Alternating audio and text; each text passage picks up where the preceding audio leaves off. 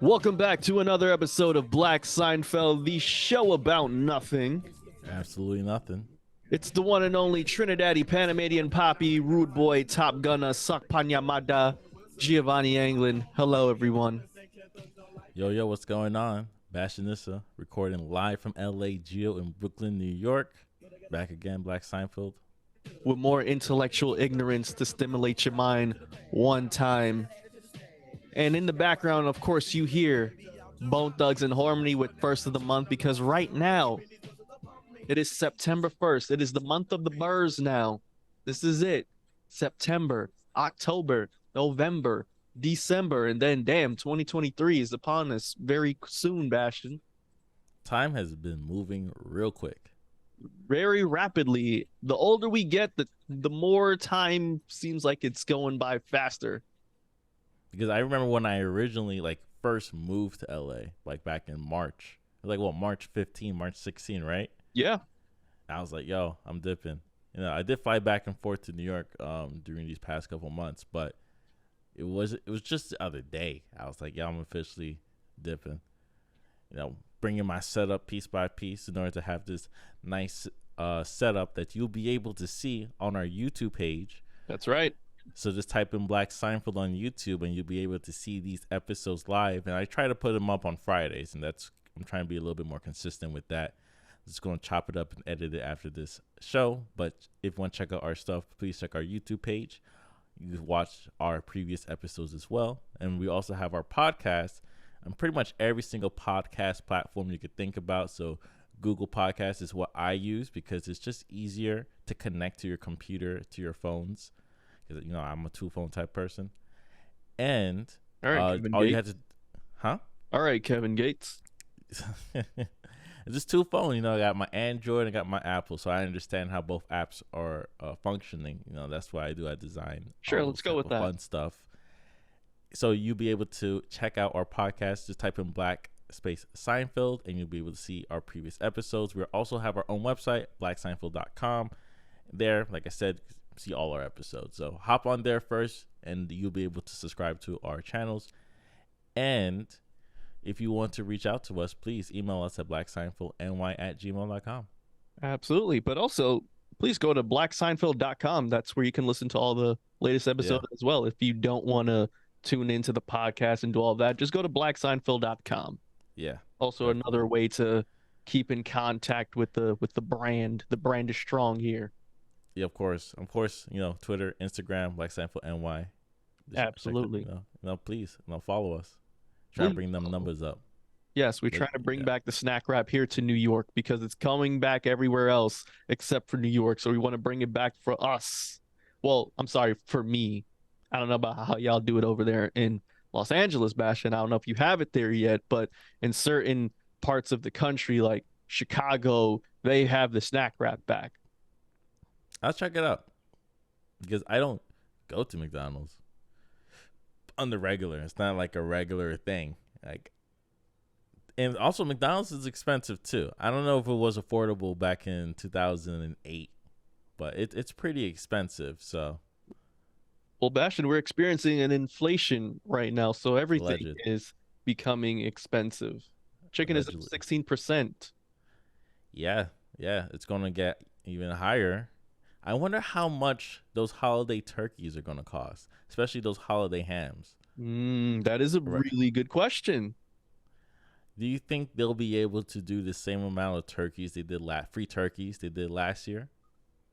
I don't know. The way that the world is going right now, I would be shocked to see as many free turkeys given out during that time of the holiday season as previous years. Maybe if rappers come out like they normally do and do the turkey thing, yes. But if, I don't know, the city or like our New York City mayor / celebrity Eric Adams is being a bit cheaper, I don't know. We'll see how that goes. Maybe he might. Maybe we should email him and say maybe this year you switch it out to the tofurkey. No. You ever had a tofurkey? No, and I never will. Tofurkey isn't that bad, but it's pretty much gravy that's saving the dish. I grew up a vegetarian, and I had a couple of tofurkeys, back to back to back, and it was a regular for me, right? Because that's what you know. You don't know turkeys is a real thing until you get older. So I was yeah. gonna say I thought this was the new and improved California Bastion coming out because I know how y'all be. A lot of y'all are vegans, a lot of y'all are vegetarians. So I thought don't this was get the coming out. phase messed up, because the '90s was heavy on that stuff too. We were just young, we didn't know. But like I said, my parents, they're vegetarians back in those days as well, and they had a lot more experimental stuff compared to today. That's why I always wonder, it's like, if I was a vegetarian during this time, like if I was 10 years old in 2022, of course I'll be a Minecrafter, but at the same time, like, what vegetarian options would I have now? Like the veggie Impossible burgers. burgers. Exactly. The veggie burgers were pretty popping back then. Well, I don't see them as often as before, especially certain variety brands. Mm-hmm. But the Impossible Burger is there. Yeah. But I don't know. I read those ingredients and they all look suspicious to me. And my parents are the type of people to pick up, read, and put down. And they comprehend all that chemistry stuff, especially my dad. So I don't think that would have been in my household for long. Speaking of impossible, I had the impossible White Castle slider because it was given to me on accident because my Uber Eats delivery driver sucks sometimes. Hey, I they're gotta be regular honest. people. They're regular people. There's no training for that job. They hand a bag and just hand it to you. That's it. Yeah, but at least like look at the receipt so it You has don't my got name on time it. to. Nah, I don't got time to look. Just grab and dip. I'm tipping you good though. $5 is not enough. No, I tip 20%. You know me, Bastion. I've been in the food game for over You tip six eight years. dollars. Yes, Oof. Nah, exactly. I tip between 6 to 8. Yeah. Exactly. Exactly. Because you know very well what it's like to work in the food game. So I make sure I look out. And even then, I'm like, bro, I gave you money here. It's like it's not like I just gave you a little fiver. Like, nah, bro, like make sure it has my damn name on it at least.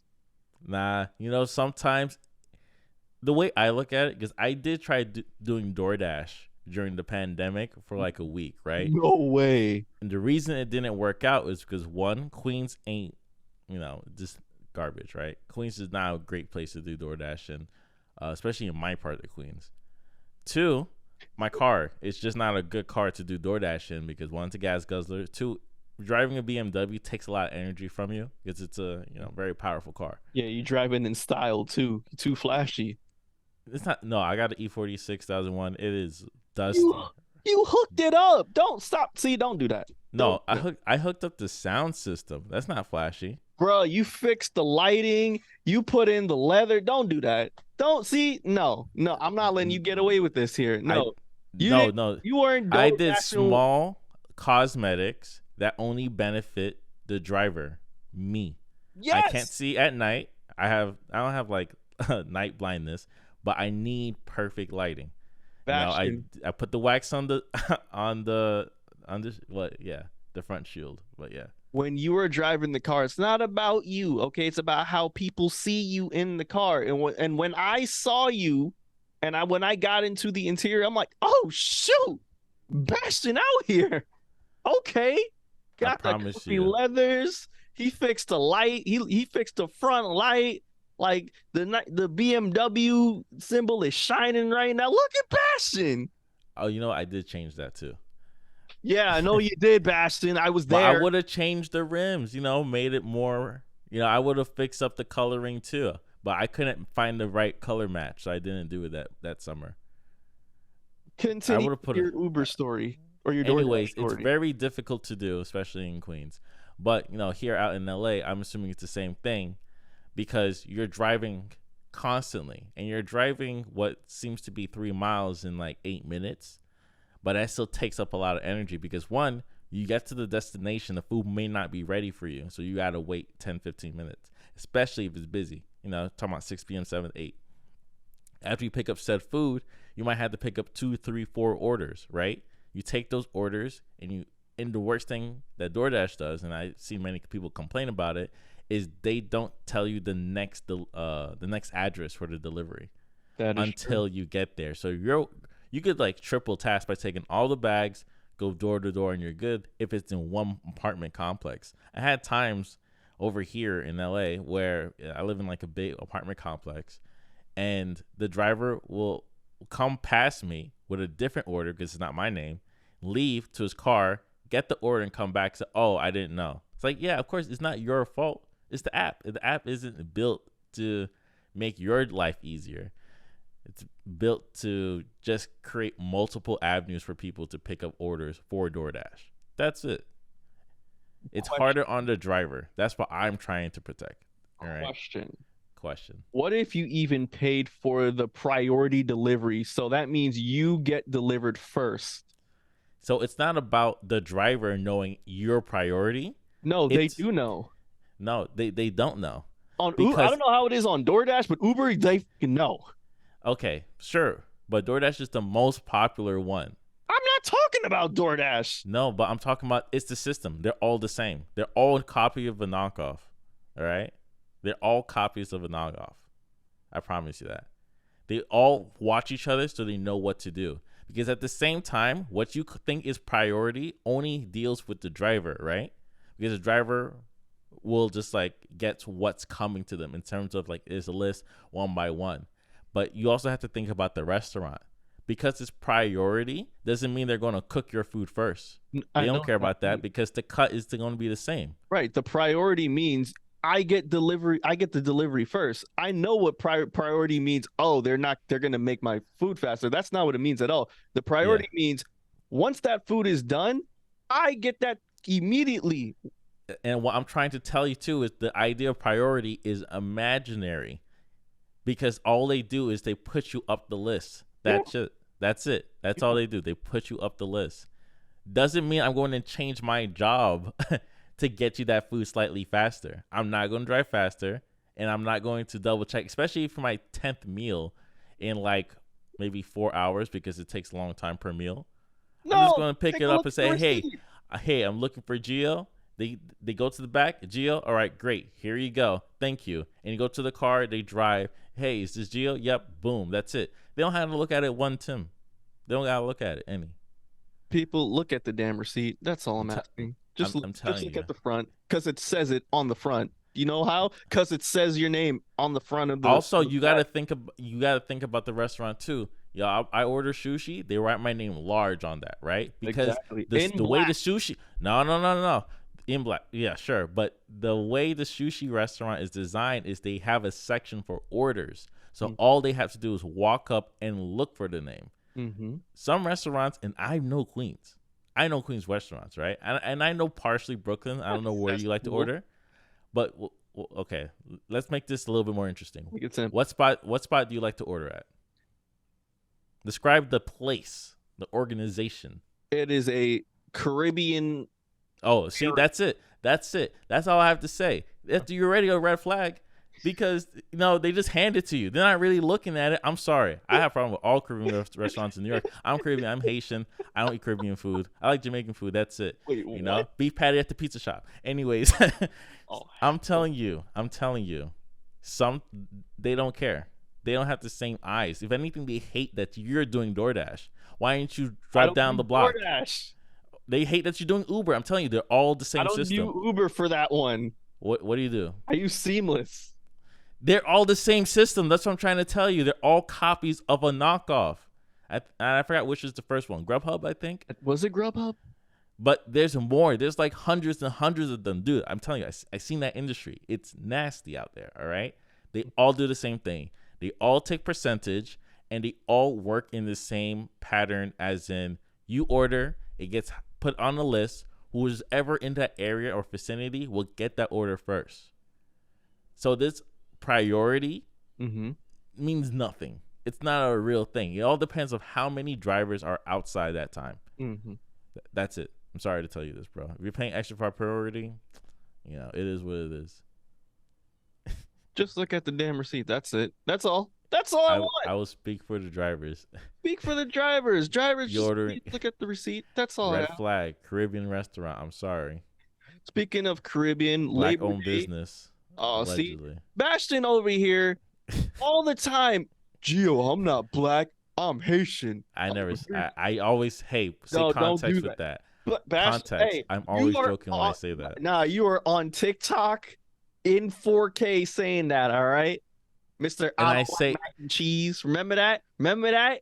Huh? I Huh? don't like. 'Cause I was I like, don't like. I'm questioning your black card, bashing you. Like, well, I'm not black. I'm Haitian. And I was like, Bashtin don't like mac and cheese. He's like, yeah, I don't like mac and cheese. Duh, duh, duh. It's I there, don't like the Bashtin. powder one. I remember that. I cut it up. Exactly. You cut it up, cooked it, Okay. bagged it. Labor Day weekend. That's right. Labor Day weekend for the first time since 2019. The West Indian Day Labor Day parade will be happening this Monday. And I already know all the Caribbeans are going to be out here fetting, sweating. I don't know if I'm going to go because there's a storm a brewing and meteorologists are looking into it very hard right now. And I've been there, I've done that. I've been to the parade when it's raining without an umbrella. Trust me, it's not fun. It's actually really miserable.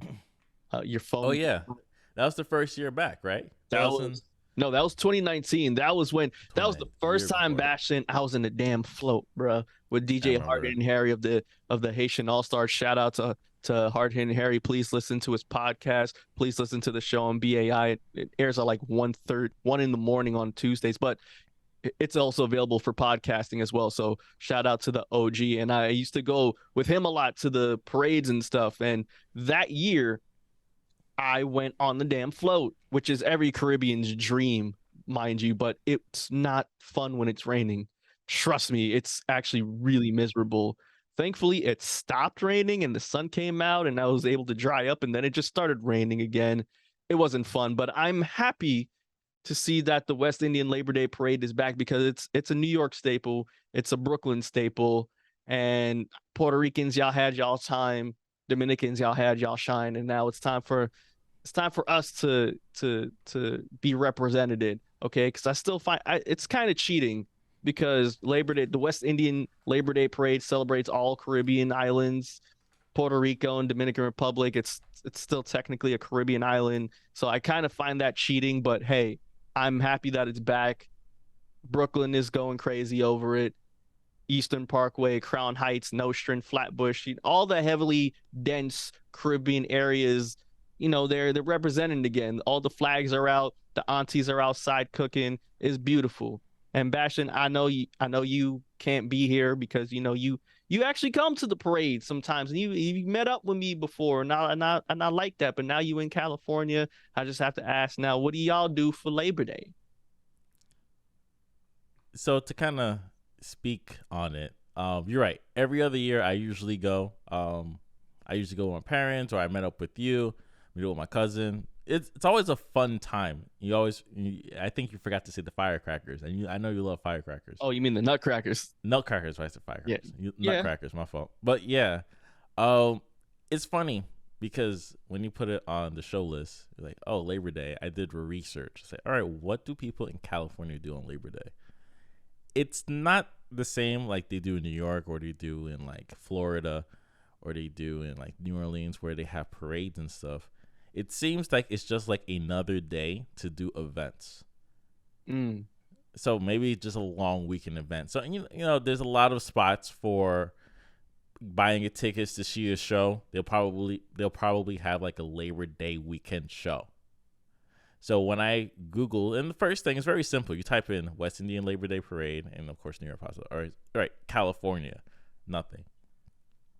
All right, so there's like 20 links, things to do on Labor Day in California. All There right, we go. My favorite. then I change it, Los Angeles, to specify nothing. I'm telling you, it's just different events.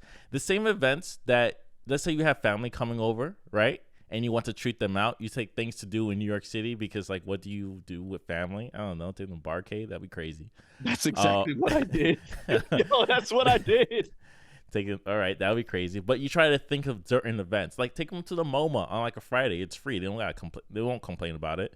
So you type it in, things to do, and that same list comes up.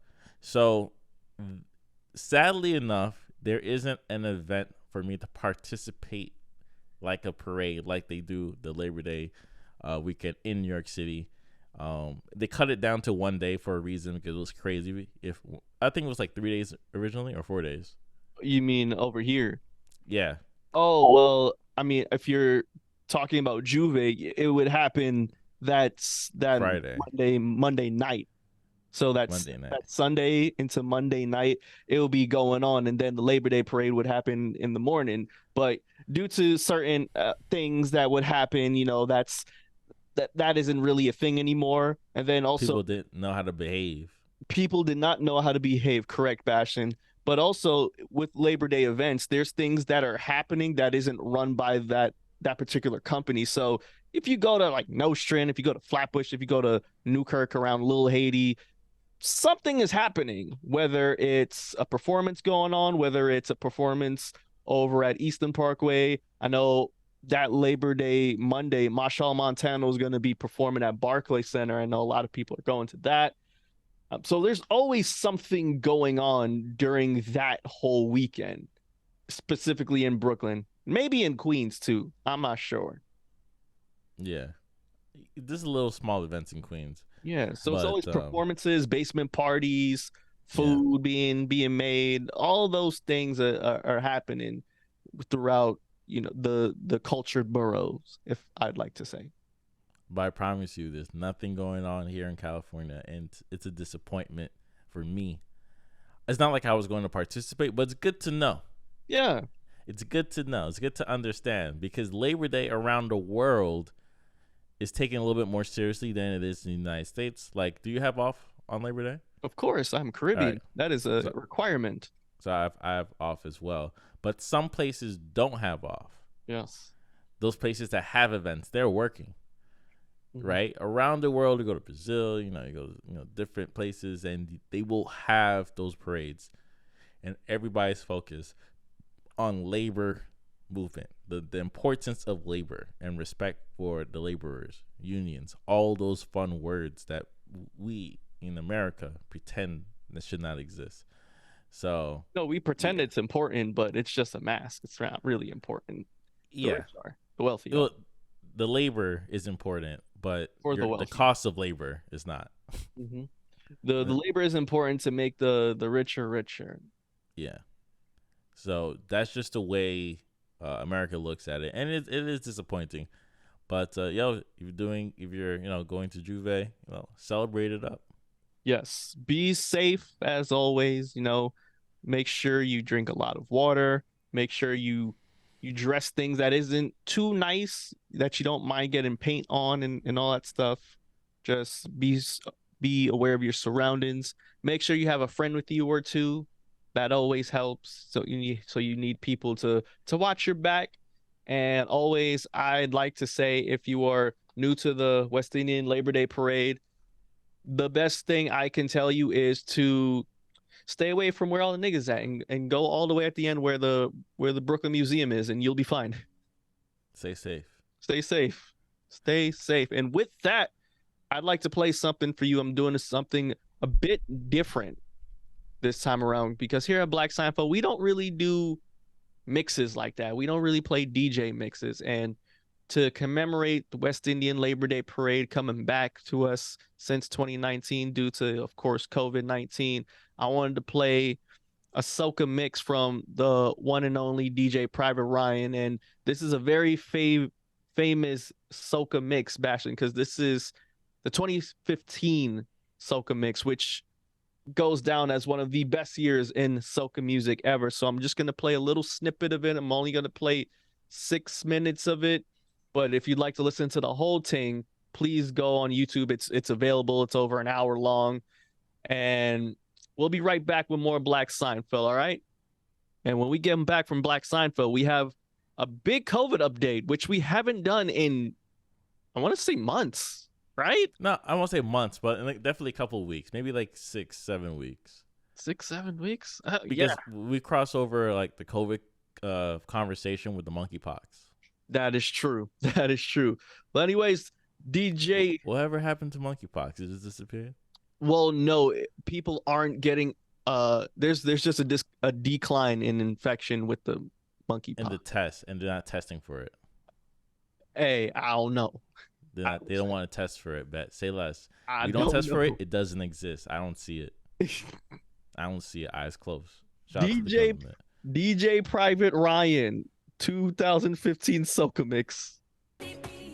Welcome back to Black Seinfeld, the show about nothing. That was DJ Private Ryan with the 2015 Soca Mix. A little bit of home for you, Bashtin, man, because, hey, man, y'all ain't got nothing out there in the West Coast, but, you know, I just wanted to give that to you a little bit. I should have played some compa, too, but my bad. All good. This is a good list. It's a good. If I feel the energy, I do imagine a float playing this as the next float plays the same thing. Absolutely, man. We miss you. That's all. So we're just giving you a little bit of home. I'll take it. It's not a lot of Caribbean stuff out here, surprisingly. Well, in my area, but yeah. Okay, no worries. I'll never forget that one time where I saw Safari on a float, and me and Chad started to boo him. Shout out to Chad. We just started to boo him. But we love Safari, though. I love Safari here on the show, but he can be a bit corny. Yes, sir. Well, for the first time in weeks, we are back with another COVID update. And this one came out of left field because I wasn't expecting on giving y'all a COVID update. But this past Friday, August 26th, Moderna came out of nowhere and is now suing Pfizer for infringement, for copyright infringement on the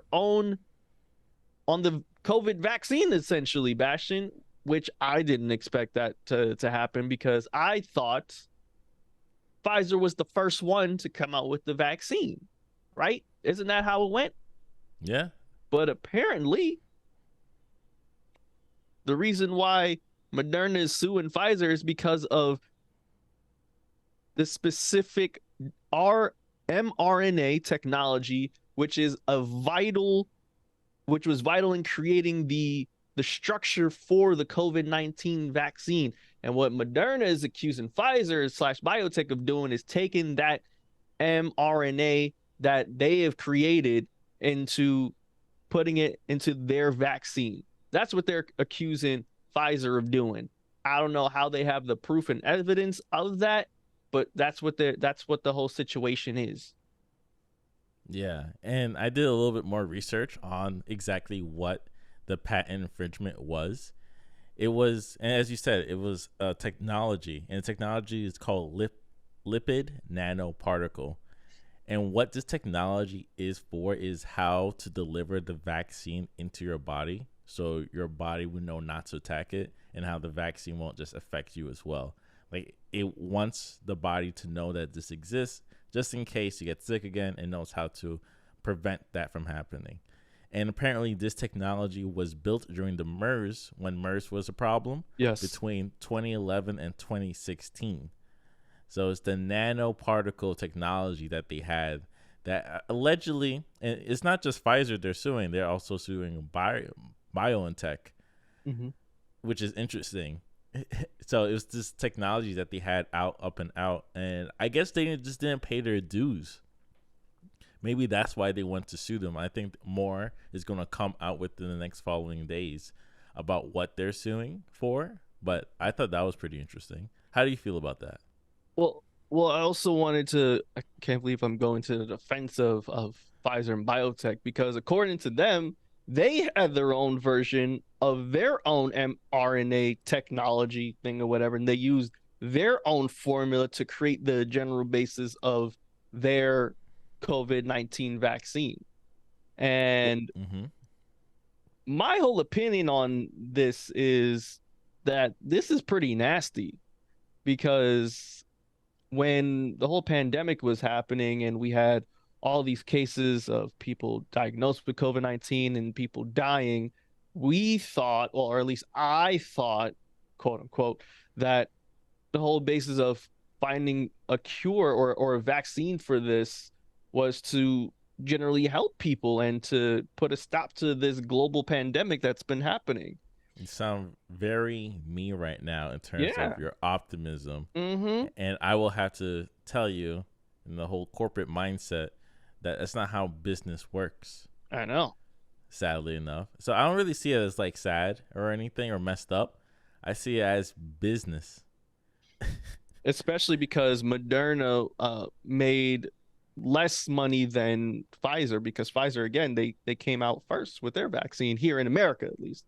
They were the first ones to come out with their version of the vaccine, and they've made millions from it, at least 32 million. Yeah. Meanwhile, Moderna made about 19 million. And what makes it even more disgusting is that Moderna is not seeking to remove the Pfizer and Biotech vaccine from the market, but they're only seeking monetary damages. So they just want money from Pfizer and Biotech. That's all it is, which is, again, disgusting. You know, that's pretty okay. Now I kind of see what you mean about being disgusted by it, because for the technology to be out and for Pfizer to say that we already had it, and using we as in them, not me, because I don't work for Pfizer, and then Moderna saying we just want monetary damages, they probably had a prediction of like maybe a threshold where they wanted to hit, or they knew they could make more money if it wasn't for certain circumstances.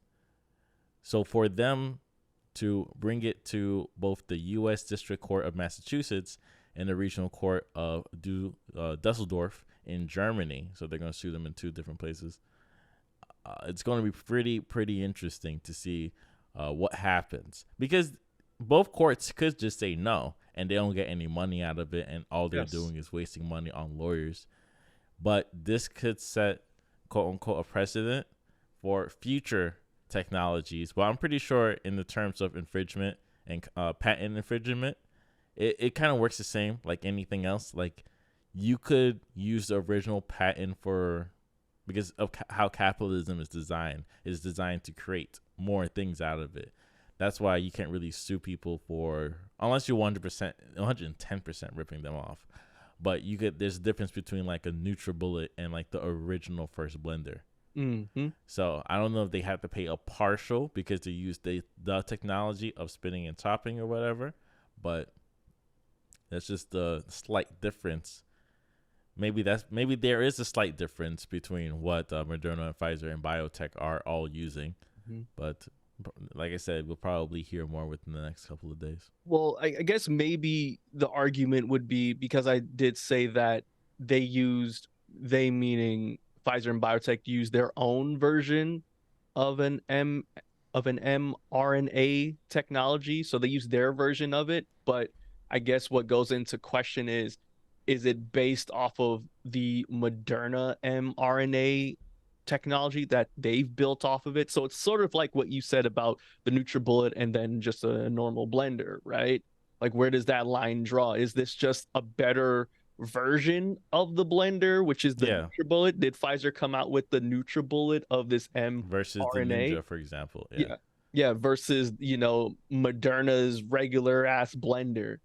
yeah, Where does the line draw? Because it seems like Pfizer, in this analogy, Pfizer and Biotech just created a quote unquote better version of the Moderna mRNA, but we don't know anything. We're just speculating here. I'm just using the All new right, I have a blender. slightly better example. Okay. Cereal, for example. Oh, Uh, I know where you're going with this. so you could have, because cereal is expensive. I like using cereal because it takes like 5 seconds to put together. So the you have your Rice Krispies, for example. That's, you know how they taste, and then you have this pop crackle by Kroger, for example. Because that's what I bought recently, right?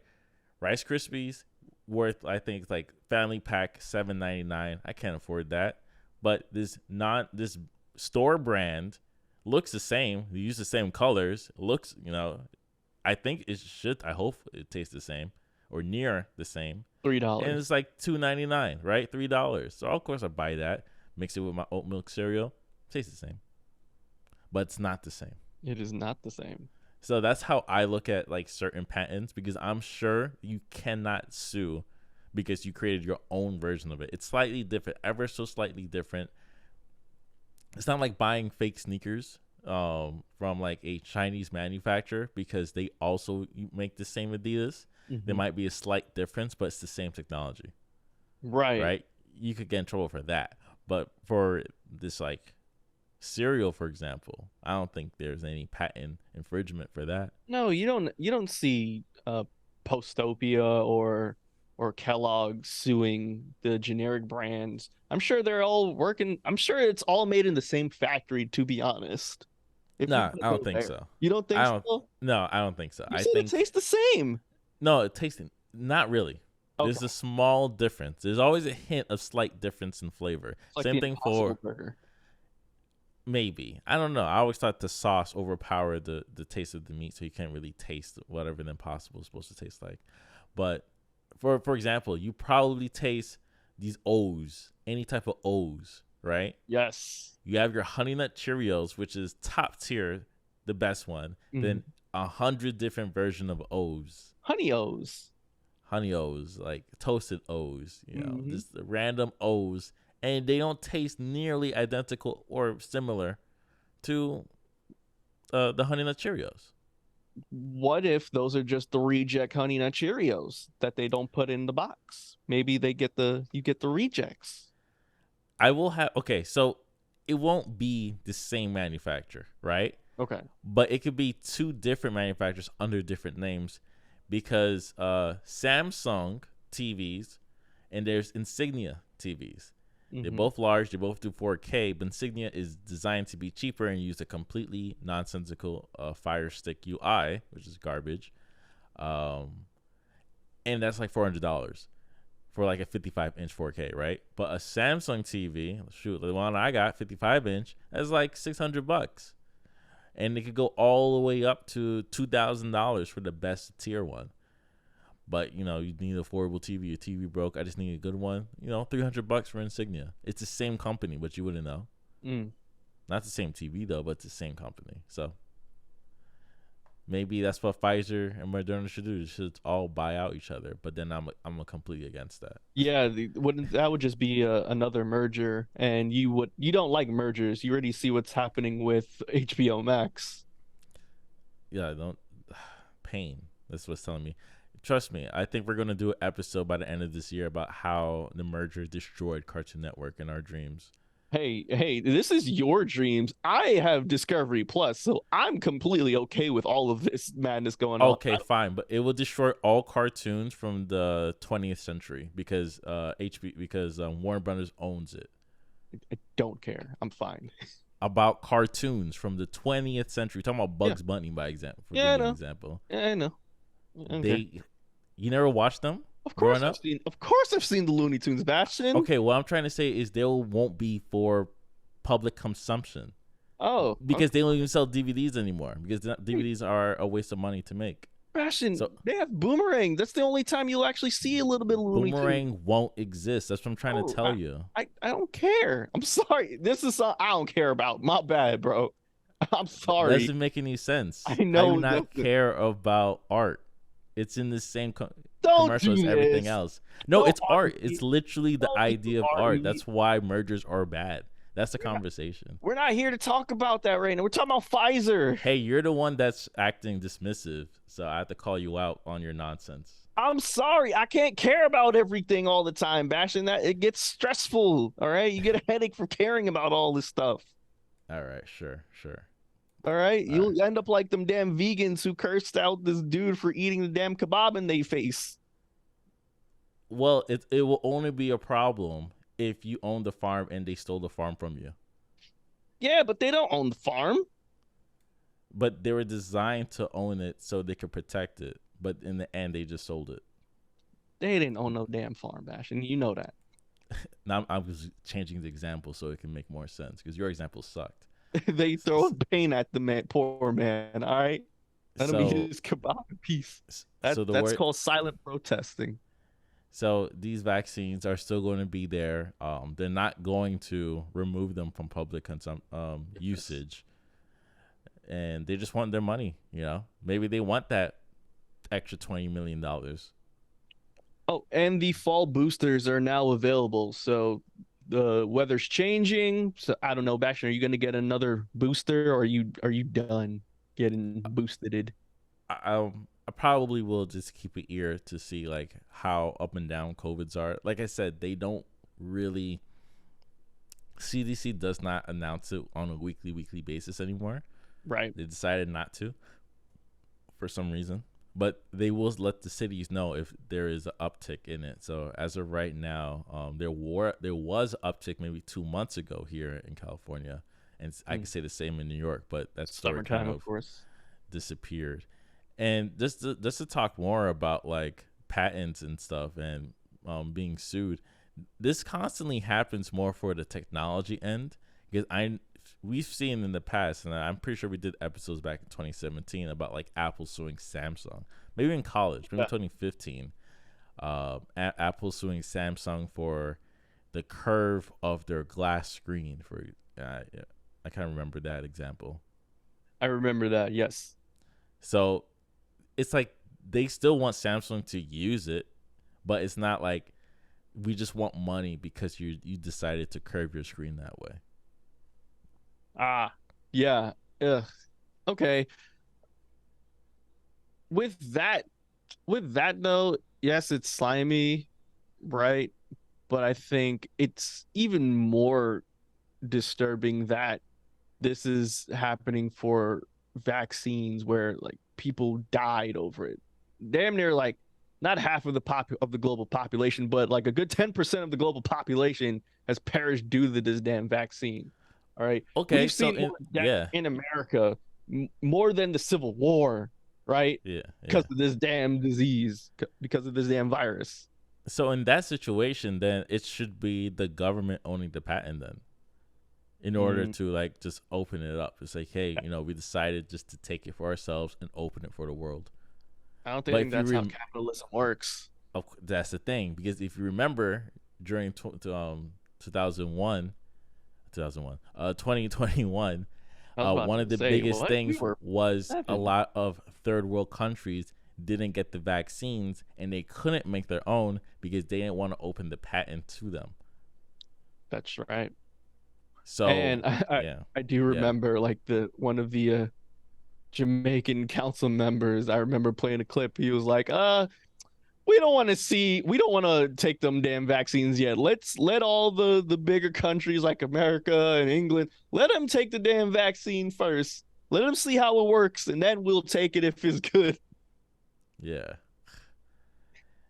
There's always a slight mm, misunderstanding in different parts, but because of Of the course. monkeypox, and I always understood like why many countries don't really jump on vaccines, but monkeypox is a really good recent example of something that's been in Africa. It's been a problem for a long time. They asked for help, and the rest of the world just kind of like turn around. But now Mhm. it's in every other country. It's like, oh yeah, we're pumping vaccines for it now. It's like, oh, you, you, we knew you had vaccines for it, and we asked for it, but you didn't want to pump it for us. All right, okay, bet, say less. It's affecting the white people, Bastion. Come on It's, now. it's affecting the labor. They Yeah. don't want the labor to be affected. That's what I learned. It's about the labor. It's about the labor because you make money from labor. If the labor is sick, that's 2 weeks of income you're losing. It's 2 weeks of Mm. income you're losing. You're not really in that game. So look at airports. Airports is a great example of income. When the flight attendant's sick or if a pilot's sick, that plane is not going up. That's it. The flight is canceled. They have to move that money. I think it would have it affected, well, the COVID vaccine, the COVID virus affected it a lot more than what's happening with the monkeypox. Hmm. It isn't a global pandemic yet, right? But it's causing enough of a scare where people are starting to take notice and attention to it because they're fearing of another shutdown. They're fearing of another pandemic. So I think that's one of the reasons why they're responding to it. And of course, the white people affected. Come on now. It's like the whole opioid crisis. Yeah, I would say the same thing. Same thing with the war on drugs and how they're changing it to Mm-hmm. fit a different. a more empathetic union in order to save more people, which is crazy. Like you could have been empathetic a couple years ago. Nah, we want y'all to die off. Well, of course, the CIA had more of a cut now. I don't know. The CIA don't have much of a cut now, but back then it's like, yo, we gotta fund these guerrilla warfares in South America. Well, hey, Snowfall is covering that. They're that's exactly what Snowfall is based on. And everyone thought Black Americans were crazy for saying it, and now here's a show dedicated to it. So hey, you owe Black America an apology again. SMD, white America. They put drugs in the black neighborhood, and it's Mm-hmm. like crack and all that stuff. It's pretty Oh, interesting. it is very interesting. And I just want to go on and say, because I forgot to say this earlier on, for any job out there that's listening to the show that always asks us about Black Seinfeld within their interviews, I'd just like to say, off rip, everything that you hear right now, it's all for entertainment. I don't believe anything I say right now. It's for the fans. All right, let's get have into to say the that. next song. Let's get into the next song. Next What you got song is playing? The next song is brought to you by one DJ Khaled with his latest album God Did, and we are playing the title track for it, God Did. But instead of getting to the Rick Ross and Lil Wayne part, we're just gonna play what you already know what you're here for. We're playing the Hove part. We're playing Jay-Z, Sir Carter from Marcy, Brooklyn, Marcy Projects. He's 52 years old and he's still doing what he's doing. And when we come back, we have an interesting topic to discuss because it's been infecting the internet as of late. And I don't like what's going on with our men, okay? Because it's actually freaking disgusting. And Bashtin and I are here to help y'all. Right, Bashtin? Word. Bless up. 99.5 FM, WBAI New York. Welcome back to Black Seinfeld. Show about nothing. God did. Hove did. DJ Khaled. Right now you hear the one and only John Legend, because that's what you do when you talk about God, I guess. You bring in John Legend to play on the keys real quick. But also, this is also featuring Rick Ross, featuring Lil Wayne. But I didn't want to get to that. I just wanted to hear the whole verse. New York just wanted to hear the whole verse. And once again, please follow us on all social media platforms. Black Seinfeld NY. You know the vibes. Twitter, TikTok, YouTube, Instagram. I was doing that. I was building up to all of that. Dang, man. Shoot.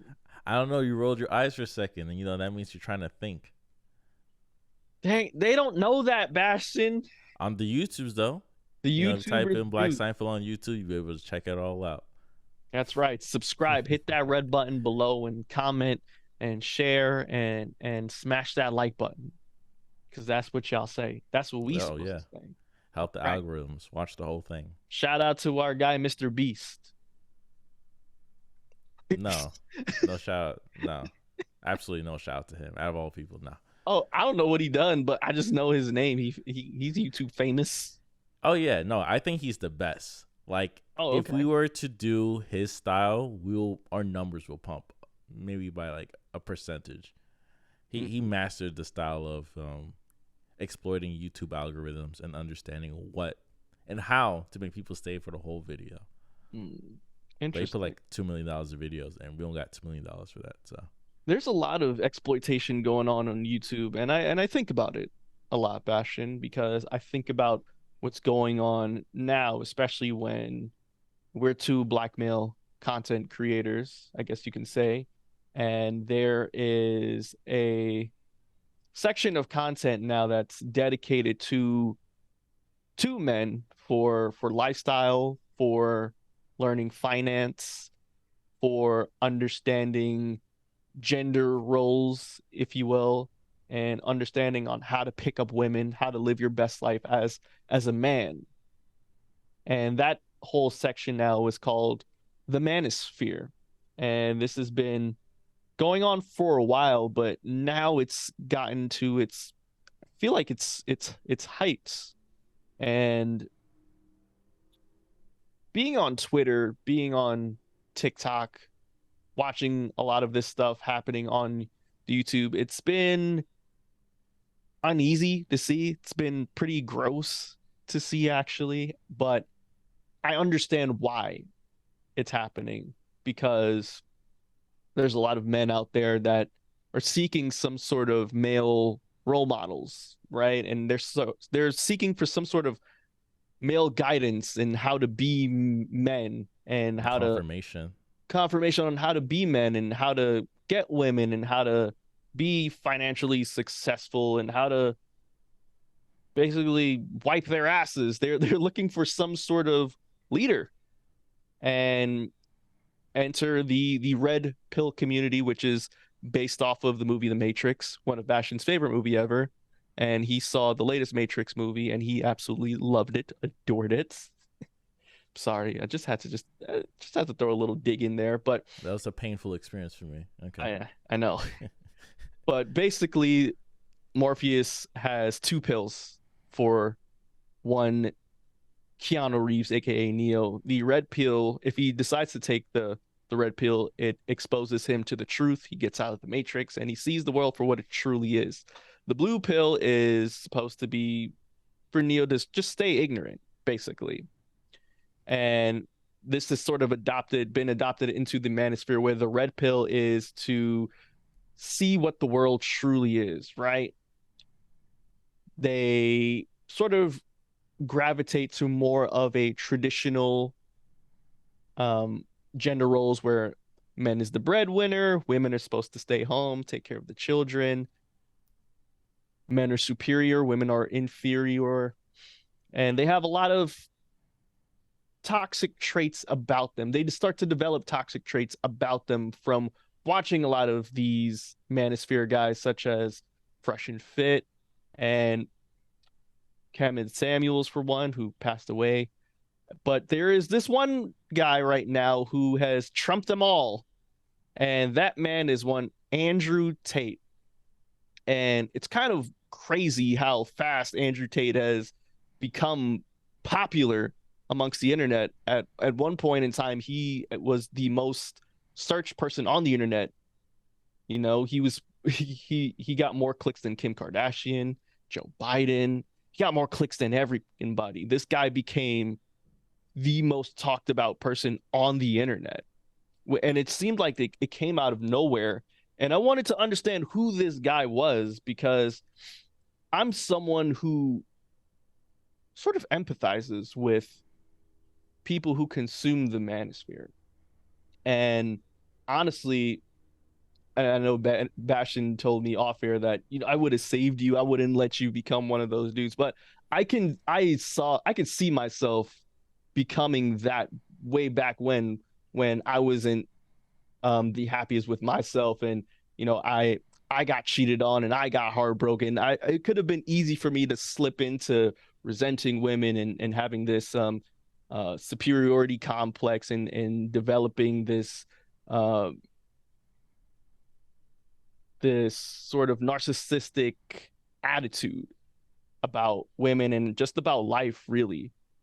So I do sympathize with a lot of the consumers of the manosphere because it seems like to me a lot of dudes don't really have that.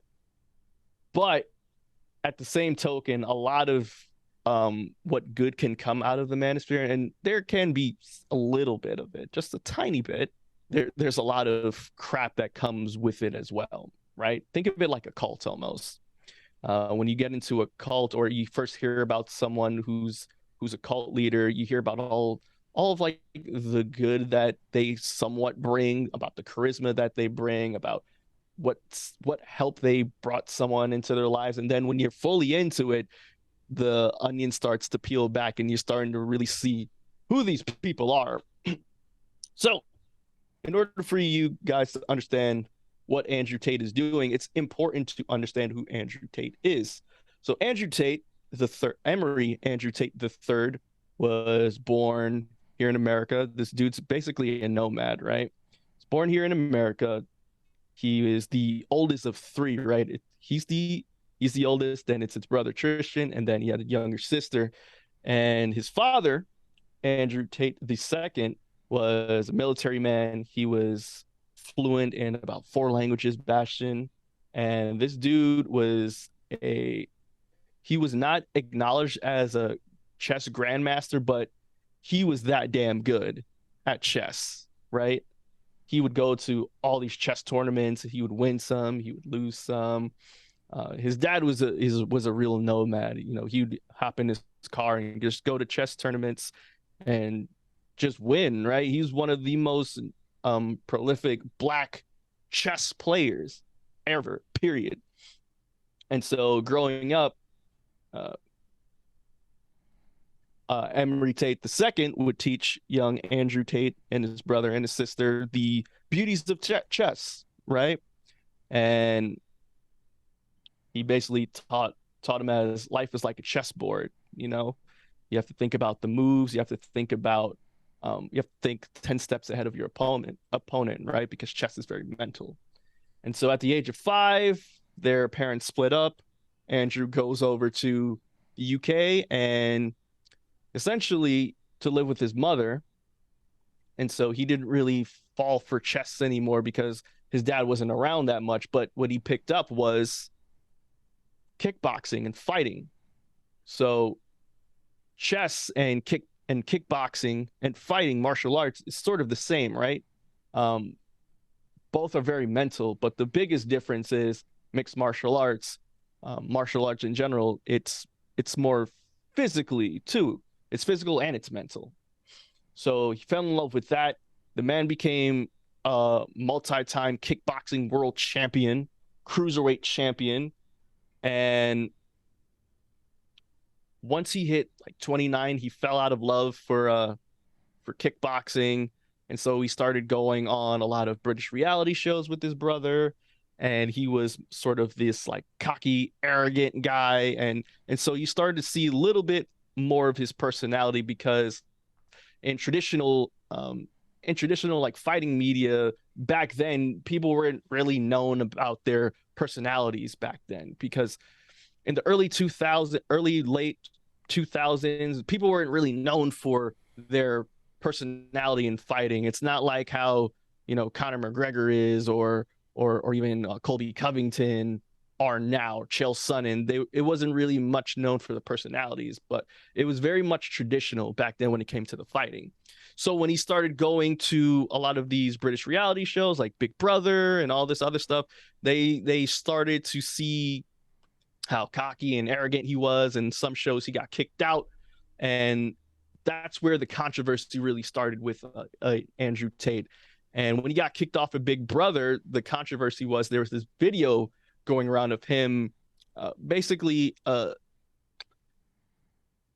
beating a woman with a belt, right? It was video of that, and in the video he was like, yo, didn't I tell you to behave, blah blah blah blah blah blah blah. And major backlash came from that. But what happened was it came out that the woman in the video came to Andrew's defense, and it seemed like she had sort of like a humiliation kink. So a couple of minutes before the whole like beating of the belt happened, she was talking real kinky with Andrew. She was like, "Oh, see, you don't hit me hard enough like a man." And then Andrew's like, "Well, I did, and see, everyone thinks that I'm like this woman beater." She's like, "Yeah, because you don't hit like a man, blah blah blah blah." So it looked some type of way. I'm not gonna lie, it looked some type of way. But hey, the woman defended Andrew. I can't do nothing about that, right? So all right, cool. So man is broke. He's not really fighting anymore. Can't really get on British TV anymore. So he's like, yo, he talks to his brother. He's like, yo, man, we need to make money. How are we going to do this? So at the time, Andrew had like 6 girlfriends, all living in different countries. I mean, hey, when you're a former world champion, right? You get a lot of galdems. So what he did was he told them all to meet up with him in London, right? He's like, yo, I got a business proposal for you. 2 of them were just disgusted at the fact that he was cheating on them with these women. The other 4 wanted to stay and hear this business proposal that he had, right? When he told them the business proposal, it was a proposal of starting a webcam business, right? Where you would just have your webcam, you talk to all these men, and you'd make money from it. Uh, Out of those four, two declined, and so he had two girls. And so set up the business. Andrew starts making money, right? Andrew and his brother start making money. Then he started getting a bit more girls, and basically he was like a webcam pimp. He was webcam pimping the hoes, Bastion. That's what he was doing, and that's how he started acquiring wealth from this business. And with that wealth, he started doing a lot of cryptocurrency trading, and he amassed a bit more wealth. And so that's how initially the Tate brothers, especially Andrew Tate, got their money. That's how they made their bread and butter. Around this time, also, Andrew Tate, he only had like a Twitter and an Instagram and a YouTube. No, it was like a Twitter and a YouTube, right? And that's where we start seeing more of a personality from Andrew Tate, right? It was the Tate stories, right? And Andrew Tate would have his takes on certain things, right? Whether it's abortion, whether it's pro-gun, and Andrew Tate, very right-wing guy, loves Trump, thinks this whole COVID thing is one big far-fetched thing. It's not real. He definitely thinks that the 2020 elections was rigged. And that's how he started getting his name out there, right? Talking, and the way he talked, he seemed very direct. Seems almost totalitarian. He seems like he's very set in his ways, and he's going to talk to you direct, and he's going to speak to you very clear. Sometimes the way in which he goes about it, and sometimes the way he backs up his claims may not be the brightest, as we've seen as of late. But talking with that conviction, it gravitates people to you, right? Because of how polarizing your views can be. And because we're in this internet age now where a lot of people who are right leaning feel like a lot of media and a lot of social media in general is just liberalism and all that stuff, it's easy for them to find a guy like Andrew Tate who has money, who's successful, and is doing things that they want, and so they gravitate towards it. So they're still doing this webcam business, and something happened where a girl alleged Andrew of hitting her. So police came in, stormed the whole place, raided the place, took all the technology, blah blah blah blah blah. He was able to get off because all of the women in question were defended Andrew on his behalf. And so after that, he decided to go to Romania because, according to him, Romania is just as corrupt. But hey, if you have money, they'll leave you alone. And the sexual assault stuff is a bit, it isn't concrete. Over in Romania, according to him, there needs to be physical evidence of sexual assaults and which is and a weird sexual flex. abuse in order for there to be something serious to happen. Right? That's what it is over in Romania, man. That's it's a weird flex. Very weird flex. To tell people that, the weird laws. Yeah. But anyways, again, Andrew's starting to build his notoriety from a lot of the videos that he was making, and he started creating these how-tos, basically Hustlers University, which is basically how to make money, how do you become rich. Sorry, I just burped. How do you become rich? He had all these other businesses as well. How to create your own webcam business, how to talk to women, how to be fit. There's also like a chess thing that he did as well. And so he had his whole multiple streams of income. And that's how he started building his presence online, right? And so also to promote the Hustlers University, he started going on all these different podcasts, right? All these different podcasts. And the reason why you saw him nonstop was because in order to promote what he was doing and promote his lifestyle and to promote all that stuff, he gave a lot of his followers an incentive, which was, hey, if you create a Andrew Tate page and you just clip everything that he was on, right? And you get people to sign up for Hustlers University, you get $5. That's why for a while, for like a good 2-3 months, all you kept seeing online, on Twitter, on TikTok was Andrew Tate stuff, content, because it wasn't Andrew Tate making this stuff. It was all of his followers. And $50 for Hustlers University, and it's all profit. I think right now he's at 100,000 followers, like 100,000 members for Hustlers Universities, $50 a pop. That's like what, 5 mil a month, all profit, and you're giving them a one-time payment of $5 for a recommendation. That's a the numbers are a little bit skewed, but I think the number now is like maybe 60,000. Okay, Yeah. now it's skewed. Yeah. But even then, $50 and you have 60,000 people following you every month. You're paying them; they have to pay you $50. That's a nice hustle. Yeah. I'm not saying that it's right. I'm just saying it's a nice hustle. Yeah. And again, they have him on these platforms, and Andrew's just spewing out his ideals about how men are superior to women and how he generally feels like women are dumb, how he feels that women aren't the best drivers. He doesn't think that women should be pilots. If there's a woman who has an OnlyFans account, that's totally cool, but he believes that he should get a cut of their OnlyFans income. Andrew Tate's girlfriends are not allowed to go to the club without him. He basically views women as his property, which of course it's as polarizing as it gets. The reason why a lot of men gravitate towards him, obviously, is because a lot of things that he says about himself, he actually does back up. Like, again, he's a fighter. He does have a lot of money, and you see that all the time. He doesn't pretend to have money, because he does. But I think what draws a lot of dudes to Andrew Tate is the fact that they view him as like the king of the alpha males. Like he's like the self-processed, the king of misogyny. And I've been seeing a lot of his content for the past 2 months just to get an idea of the guy. And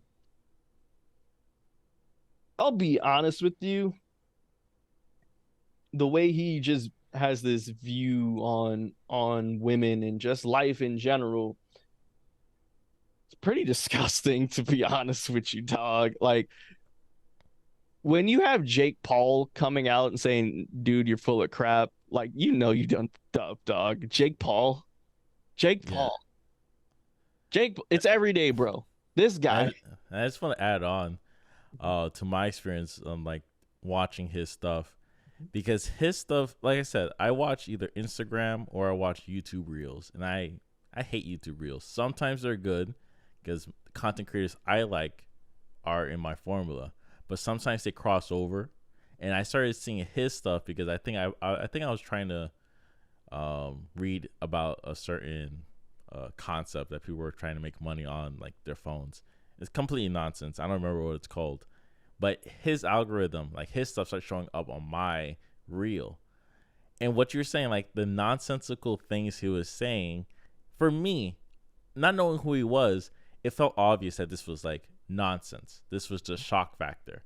Right? Like my understanding shock factor growing up watching, I think I watched like Tosh.0 for like a year and understood like, oh, okay, so this is a comedian's concept of shock. Everything he says is only to shock the audience. You kind of grow out of it after a certain age. You're like, okay, this is enough. You know, I'm not really interested in this comedy style. That's what I see when people just say random things that don't make any sense. So Mm. when you said something about like, oh, if I had a girlfriend and she was making like $1 million, I own 85% of that. Even though if you're not involved in the content creation, and it's like, oh, okay, so he's definitely trying to have some type of shock, because I don't believe anybody, because that doesn't make any sense for anybody, right? So I just kind of moved on from that, and that's how I viewed it. Later on, of course, I put two and two together, figured that, as you were saying, Manosphere, definitely giving a lot of advice, and people are adhering to that advice. But Yes. at the same time, like the people I watch with my algorithm, they're also the same people that it could be like 12, 15, 18-year olds that also watch that same content too.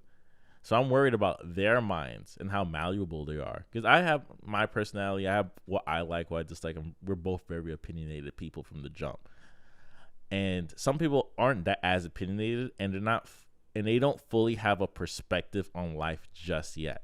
They can only live through their older siblings, if they don't have the parents, if they don't have like through an older person. And it's a little bit different when you're watching videos of someone that's spewing funny stuff that you could laugh at, entertainment, that's one thing, Hmm. and two, advice. Yeah. And the thing about these guys is maybe 1 out of 10 things they say is logical advice, right? And in your experience, when you watch some of these videos way back in the past, some of them made sense. And I think you're giving an example, like, buying good shoes, for Yeah. example, right? Buy a name brand shoes that you could wear anytime you need to go out for a job interview or an event. Nice shoes. Like, some people don't understand, like, because when we were kids, your parents buy us nice shoes, you just like put them in the back of the closet. I'm just gonna wear sneakers for the rest of my life. Like, no, when you go to the job interview, have a nice blazer, iron your shirt, buy a nice belt, right? And you want to reverse buckle, go ahead and get some nice shoes and socks. Some people have to be told that, which is, I get it. Job interview, you want a job, wear these things, buy these things, and just have it for just in case. That's a good advice, but they could be the rest 9 out of 10 advice, which is just meaningless, disrespectful. Like, you were taking a girl out on a date, she owes you XYZ because you're paying for it. Like, no one owes you anything. It does become this very gaudy. It does become this egotistical and outlandish fake alpha nonsense, because you're now about it. Like, you yourself are just going to be a performer based on all this advice that you're learning from. Yeah. So when you figure, or when you feel like, oh, and I'm trying to get in a relationship, I can't get anything, so I use this advice, it's going to get me something. So what happens when you don't get anything? Because people don't like to be respected. It works for both parties. You could bring this, like, oh, I'm if someone's calling you and you hang up and it's like, oh, I'm busy, don't talk to me until I'm ready to talk to you, because that's the alpha advice. It's like, demand your role, right? Yes. Demand when your time is ready, then you'll be able to accept that call. Anybody else felt disrespected that first time around, they're not gonna call you back. That's it. That's the end of our whatever this conversation relationship is. Yeah. What the Manosphere is doing, Yeah, essentially, it's saying, hey man, you guys are the prize here, right? You guys are important. She's supposed to move on your dime. yeah, She's not that important. You guys dictate what goes and what doesn't. You are the dominant one. You guys were the pants, and this is how it should go, right? And as I said earlier on, before I even started breaking down all this stuff, the reason why a lot of these men are gravitated towards that is because a lot of them are awkward. A lot of them don't know how to socialize with people or women. And a lot of them either have been hurt and need therapy, but they don't, and they decide to talk to be influenced by, I won't lie, these charismatic dudes who talk very direct, and they are funny, and they seem like they do know what they're talking about because of this lifestyle that they're portraying. And they say, you know what? I want to be like that guy. I want what he has. I want what they have. And if they're willing to teach this to me, why not pay $50 for this course? Why not pay for the war room, which only accepts Bitcoin? Why not pay for Fresh and Fit's course on how to pick up women so I can learn how to be a high value man? That's what really is the bread and butter for a lot of these Manosphere dudes. It's selling these men, these kids, this course on how to be just like them. And I don't I think I people. define it. Yeah, sorry. Oh no, what were you gonna say? No, it's like the course. It's like how to fit this one personality type that you're nowhere close to. Yeah, and you've hit the nose right on the head because I don't think a lot of those followers realize is that every one of you cannot be rich. Every one of you isn't going to be rich because that's not how capitalism works. Like it's just not going to happen, right? I heard this saying, which I thought is pretty good based on the wording. Anyone can be rich, but not everyone can be rich. Because if everyone's rich, then we don't have capitalism, right? Anyone can get rich in theory. Every one of you, no, you can't get rich. Sorry. Yeah, yeah. And I think some of them, I don't know if some of them realize it, but maybe the thought is, hey, I'm going to continue to watch this in hopes of one day I can make it to that level. I'm not sure. But also, I think, unfortunately, the reason why men keep watching this stuff too is because me personally, for them, I don't think they think there's a better alternative for proper male content. So I'm just going to continue to watch and try to ignore all of the BS that they spew because I really just want to learn about the financial stuff or I really just want to learn about how to get fit. But also on the flip side, that's not how a lot of these Manosphere dudes get their following. Fresh and Fit got their following for dumping on chicks. Kevin Samuels got really popular after his average at best video where he told this black woman that you just average at best. You don't deserve a man that makes this much money, blah, blah, blah, blah, blah. Andrew Tate got his Average at following. best is nuts. Yeah. So, Yeah. Andrew Tate got his following for, again, all the crazy that he was saying. And that's yeah, what a lot of these manosphere dudes get their views from. It's a lot of the relationship stuff. That's really the brunts of it.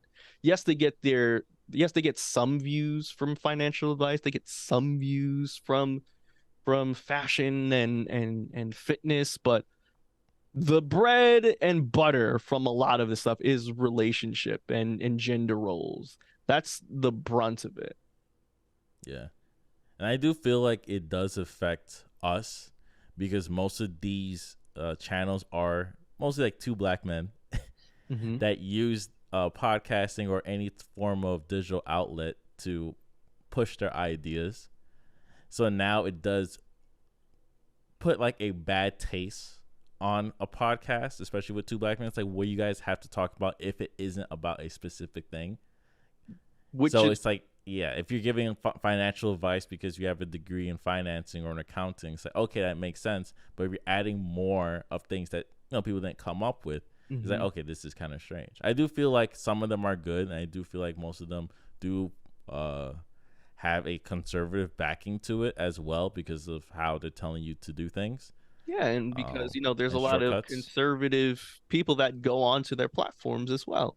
Yeah, It's the Jordan Petersons going on and a lot of the right wing dudes that are going onto these platforms and having conversations with these guys. So there is a bit of conservative undertones. Like Kevin Samuels, the dude is conservative. A lot of yeah, his he, stuff he when he has to be. yeah, a lot of the stuff when he was talking strictly about the men at one point, it was very conservative. Like, oh, hey, if you want to like make it in corporate America, or if you want to make money, you have to cut your hair, stuff like that. You have to, stop wearing Jordans. That was one of his big things. You got to stop wearing Jordans. I'm like, you weird, but no.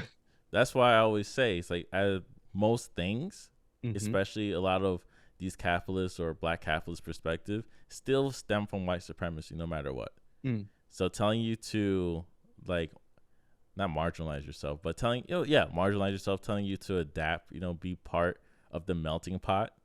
Like that's not a good thing because you yourself are removing your character to act as this new character that they're teaching you to be.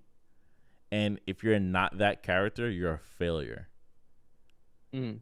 And that's the way I look at all these guys, especially like how Andrew Tate. And I think Andrew Tate's like the worst of them. He just knew how to pop off of Instagram and social media better than these other guys. Yes. That's why, and we're gonna end it right here. But that's why he Oh, was really? banned.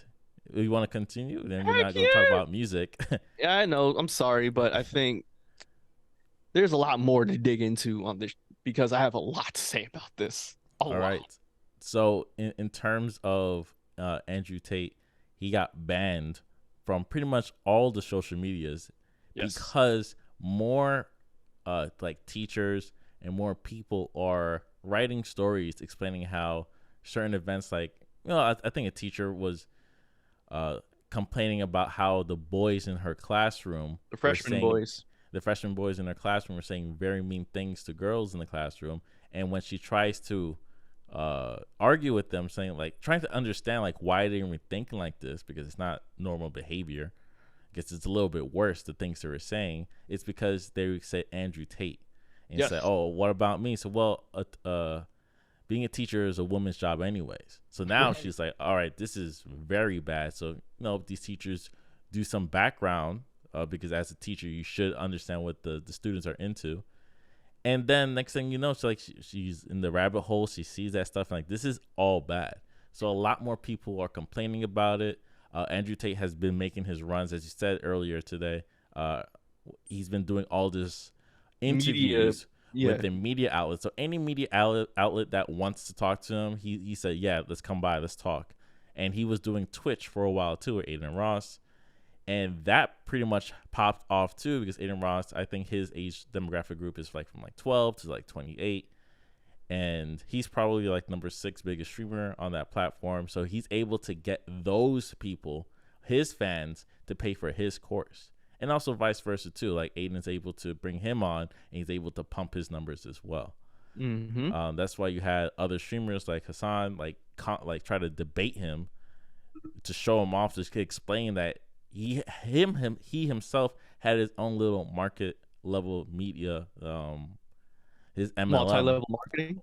Yeah. multi-level marketing type thing, which what you said, like if you share his videos and you buy his package through your link, you get $5. That's how he's tricking everybody to join him because he's making like, come on, he's making what, like 90% off of that. Right. Of course, for every 5, he's making 45 of that. So But it's it's crazy. actually, yeah, but it's actually not multi-level marketing because it's not like for every person you get, right? It's $5 and then that person gets $5. No, it's just a one-time thing of $5. So it's not multi-level marketing. It is another form of marketing. I forgot what Yeah. the hell it's called, but it's not an Yeah. MLM. It's Yeah. not one of those. It is a scam because I did see some of the Hustlers University stuff. So there's 3 iterations of it, right? It's Hustlers University, Hustlers University 2.0, and the now recent Hustlers University 3.0, right? I saw some of the original one, right? And Andrew Tate is talking a whole bunch of BS on it, right? He's teaching everyone like how to make money fast. He's saying Hustlers University is basically a way to make fast money, right? And so he's teaching essentially how to create your own business, right? So whether it's through e-commerce or like setting up a Drop freaking shipping Amazon, yeah, drop shipping, all that stuff, right? or And FBA. Yeah. he legitimately said, hey, if you start up these businesses, right, and you start making money from it, right, it's okay to be dishonest. If you don't have the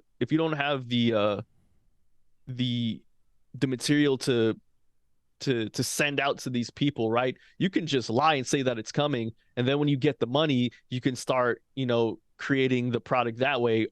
Or worst come to worst, you can find another way in order to do it so you can make more money. But the worst comes to worst, you can just like give them money back, which is like, what? Yeah, Like, it's did you very just really just tell me to unethical. find another way because you're a hustler? Wait, what? Yeah, it's this hustler nation, which is strange because it does speak on unethical stuff. Because Yes, number very one thing, unethical is what he's teaching. Is very unethical. Like, I don't encourage y'all to do this at all. I think every business major had to take at least one ethics class. And that ethics class Yes. is very important. And the number one rule in ethics is like, for every decision you make, you have to think about how would you feel if it was on the newspaper, and how would you feel if your friends and family read it on that newspaper. It's like 1 and 2, something like that. So yeah, it's disturbing to see what he did. And another thing, so that's the university that's still pretty much doing well, but Still now going on he's now. banned on every platform. What's your thoughts on that? Like, he's banned on Facebook, Twitter, Instagram. Of course, his stuff is still there because other mediums are able to still bring him, but he Yes. himself cannot go there. He's also banned on Twitch as well. So I will be completely honest because I've seen what it's doing to children and I've seen what his content is doing to men overall, right? But I'll say this, and I wholeheartedly believe this, right? If you stop Andrew Tate, right, and all of his content, I feel like there's always going to be someone else getting ready to like come up and be the new Andrew Tate, right? Kevin Samuels passed away, Andrew Tate pops off, right? Andrew Tate is Yeah. now, yeah, exactly. Like I'm Hmm. saying, there's someone else always ready to pop off. Someone always, when someone goes down, there's someone else that's gonna pop up, and they're probably gonna be even worse. Now that you have Andrew Tate gone, what if we have someone else who pops off, right? But he isn't as crazy, he isn't as wild as Andrew Tate is. You And could only get wilder. I'm sorry to tell you right. this, because No, but as there can tone be. as Samuel was, Mm-hmm. Andrew Tate is wildin'. Right. You But could what if only you get have wilder. What if you have someone with the same values as Tate, but he isn't as wild as he is? You know, he's a bit smarter. He's a bit more You wouldn't cunning. pop off. You wouldn't pop off. I don't know, man. I promise you, this is kind of how like the next comes up. It's all about popping off, I don't because know. Sneako's out here, man. He's out here but he making a himself big name. was already in the streaming field, He right? was in the streaming He field. was doing YouTube as well, Yes, he but was. that's not his lane. It isn't Like, his lane. he doesn't have like the education and the manner to create a system to come to tell people this is how it is. He's just a content creator saying these things now because it's popping off, right? It's not the Right. saying that this is his brand. He's just another dude saying this is how it is and this is how it works for me. If anything, I think he's trying too hard, because I've also did a little research on him, Mm-hmm. and it's just not compelling. It's not as compelling as Andrew Tate and Kevin Samuel. I thought those guys were Yeah. compelling individuals, and that's how it works. You gotta be, not a superstar attitude, but you gotta be, you have a it factor Yes. in order to push this manosphere to like a respectable level where you get these nonsensical people to understand and listen to every single word you say, even if you're 110% wrong. Uh, one. I can definitely see that. So Uh, that's what I mean. It's like you have to get worse in order to get the next to get the next wave. person, to get the next wave. I think it can. Yeah, yeah. Honestly, I think it can, which is why I was like, if you get rid of him, someone else is gonna come, and it will happen. Trust me, this manosphere stuff Or isn't he could going be away top. anytime soon. Or But it could be top. Because I it think can be. I think Trump is top, but and He then is. after that you just get crazy intellectual. But also, Bastion, I would say that I feel like I know a lot of guys was like, oh, this is like censoring and freedom of speech and all that.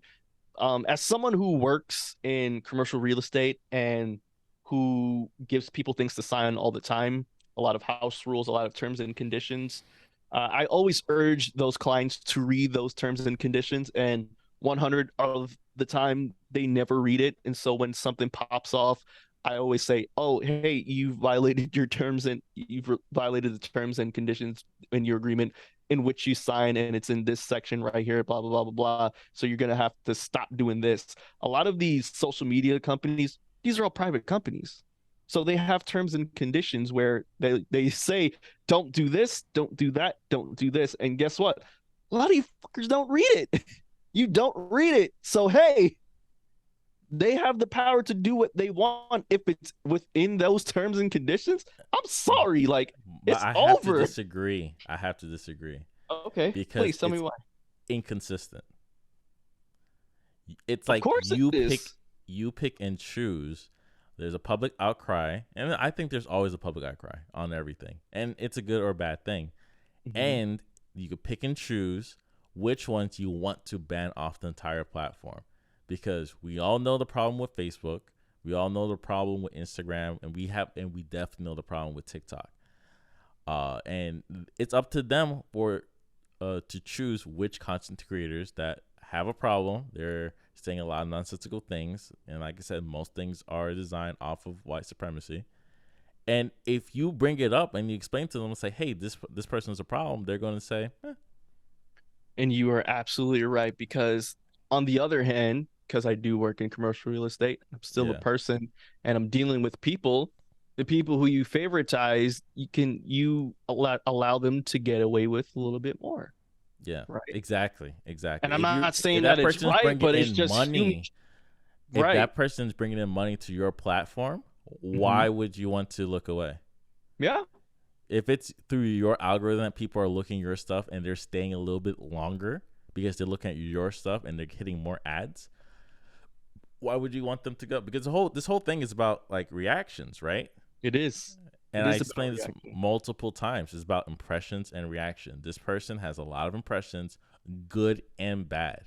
So if he says something reactionary and you're reacting to it, of course he's winning. And not only is he winning, the platform is winning. So to tell him to remove X and Y and Z from the platform because you're offended and it's affecting the youth in them, right? They don't care. They don't care. But like I said, I think because he was on Twitch and he was affecting a lot of younger people and it was affecting the schools and the teachers were talking about it, that's when it became a problem. But also, I think it's a lot of the controversy that he's still a part of. So there's this whole thing where he's accused of sex trafficking women. He's part of, he has ties with the Romanian mafia. Something as current as back in April, where the Romanian police had to raid his damn house because apparently he kept this American woman captive.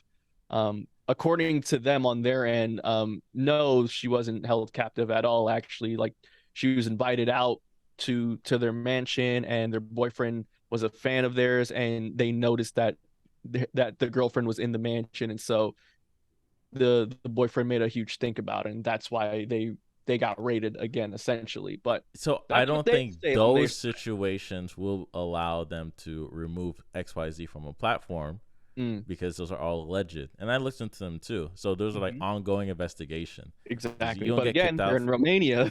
They're in Romania, Exactly. so You're in a different country. It's not America, it right? is. Yeah. So the terms over there is a little bit different from here because every country has their own terms. And he always But likes to yeah, say, I'm in Romania because it's a corrupt place and because I have money, I can yeah, always pay people off, you know? that's So crazy to so I flex, take as I said. I take all of that with a grain of salt, right? Especially like that part. So But yeah, the yeah, that's the reason influence that he has. Yeah, and the reason why I talk about this stuff, well, now too, is because as you said, right, we're two black males doing content and we're talking about all types of crap, right? And now, because of the whole like Manosphere stuff and all this stuff has been popping off, I don't even talk about being having a podcast anymore. Like I go out of my way now of going, oh no, I don't do podcasts. I'm in radio. Like, no, I'm on like FM radio. You turn it down and you can hear us right now because it's just been getting such a bad rap as of late because the automatic assumption is that we talk about how these bitches ain't ish and da da da da da da, but that's not our thing at all, right? And sometimes I do think about like, yo, what if we just like went down that route? Like how fast we would just grow off rip, without question. I remember Jersey Jinx when he was on Complex, and I remember listening to his interview.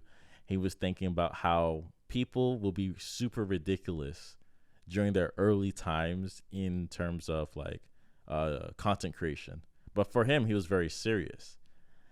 So now he's known as being very serious, and he can't do ridiculous stuff because it's really hard to do a reverse. It's easier to do ridiculous stuff. You get that following, you pop off, then boom, you're doing serious stuff. But you're doing serious stuff in the beginning, you're going to continue doing serious stuff later because it's going to be weird to do a shift. Mm. That's what I thought. But after knowing about Kevin Samuel, probably Andrew Tate too, is like in the beginning, you do serious stuff that ideally makes sense. And then soon you're just going to have to change the way you think. And you're going to say more nonsensical stuff because that's what people want to hear. Right? That's the same thing for when they said, like, if you look at Kevin Samuel's like original stuff when he first started and compared to where he, before he passed away, what he was saying, they're two different people. 100%. Two different people. So that's something that is pretty creepy. As you said, like in the podcast world, saying more ridiculous things helps your algorithm. It helps you bring these people because people want to hear ridiculous stuff, even though we're in this. People genuinely feel that way. And that's the problem because I disagree with how they feel because most of these people have the same mindset as like barbershop conversations. Yes. And barbershop conversations are not good. Like they're entertaining, not good. It's entertaining, but it's in its own bubble of conversations. And if you disagree with it, you look as the odd man out. Yeah. A lot of the time, and even if the argument is ridiculous, if majority agrees with that person, it doesn't matter how much logic, how much statistic you throw at them. It's a losing battle, like what happened with Andrew Tate and Hassan Piker, where Hassan basically called him out, and Andrew Tate basically didn't give a damn about his statistics, about his logic, about the educated scientific study that went on to dispel whatever his thoughts were. He decided to live in ignorance still. And so when you have people like that, sometimes it's a bit hard to even try to convince them to sort of change their ways because they know what's working for them, right? And I guess it's unfortunate that he has what he has and he doesn't have to sort of change the way that he views things because of the position that he's in. Yeah. He was, in my opinion, from the story and my understanding of Andrew Tate, he was very successful in his field of choice, and now he's trying to get that same success in other things. If he's making $5 million a month due to the people that's going and taking his classes, then why stop there? Right? If you're cashing in, why stop? So it's very hard to get these individuals down to earth saying, hey, what you're doing is selfish, it's capitalism, I get it, but it's also poisonous to everybody else around because like I said, those teachers and their stories that they're telling about the young men in their classroom, young little boys in their classroom, because they're 12, 15 years old, saying these ridiculous things. It's going to be a problem once they're 18, 19. And I'm not going to do homework because a woman's telling me is giving me a homework. Stuff like that is crazy. Yeah, it is insane. But yeah, it's a scary sight to see, and hopefully it could slow down. Like I said, if Andrew Tate's the top and he's banned off of most social media networks, it will be very hard for other ones to kind of get a little bit higher in terms of popularity. That's the whole thing. You got to slow down the growth for these fools as fast as you can. Well, Bashtin, we will see because I don't have any hope about that anytime soon. I will stick with my guns and say, if one goes down, I think there's going to be another one to come up through the ranks and possibly do more. So we'll see how that goes. And with that, damn, that's Black Seinfeld. I'm sorry we didn't get to the DJ Khaled album or the JID album, but I wanted us to take our time with this. I didn't want to just like cut it quick because I knew we can talk more about this stuff. And I felt like we did, man. I think it's really important because, again, I empathize with these people who watch them because I felt like I could have easily fell into that stuff too. But I'm older, I'm wiser, I get poom pooms. So, it's important to understand that, man, y'all are not alone. Okay. You do not need to listen to those kind of dudes in order to be a quote unquote alpha male. Tune into Black Seinfeld, show about nothing, where we talk about real things, real ish. And you know, I'm out here. You can talk, you can hit up me, you can hit up Bashtin, Black Seinfeld, NY@gmail.com. You have any questions, comments.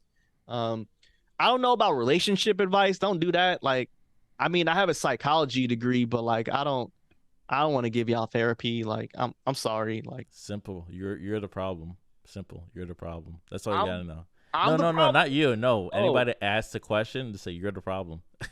damn, that's what Patrice O'Neal used to say all the time. Like, it was your fault.